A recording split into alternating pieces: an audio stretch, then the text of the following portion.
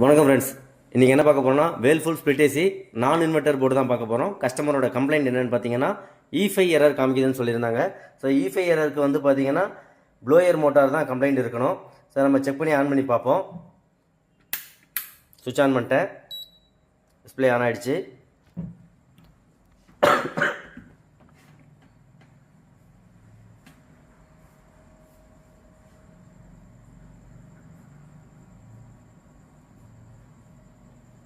Motor என்ன rotation ஆகலை. So motor சுற்ற ஆரம்பிச்சிருச்சு. மேக்ஸிமம் மோட்டார் சுற்றிருச்சுனாலே மேக்ஸிமம் நல்லா இருக்குன்னு தான் அர்த்தம். ஸோ நம்ம இருந்தாலும் செக் பண்ணி பார்த்துட்டு நான் சொல்கிறேன். இன்னும் எதுவும் எரர் காமிக்கலை. மோட்டார் நல்லாவே ரன் ஆகுது.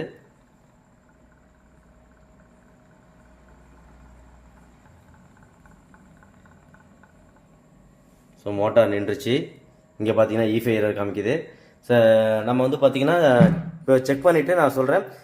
அதாவது இந்த செக் பண்ண ஃபுல் வீடியோ வந்து பார்த்தீங்க அப்படின்னா இந்த வீடியோவோட டிஸ்கிரிப்ஷனில் லிங்கை கொடுக்குறேன். நீங்கள் அதில் போய் செக் பண்ணி பாருங்கள். எல்லாமே ஃபுல் அண்ட் ஃபுல் என்னென்ன கம்ப்ளைண்ட்ஸ் ஆயிருக்குன்றதை நான் டீட்டெயிலாக சொல்லியிருப்பேன் ஃப்ரெண்ட்ஸ்.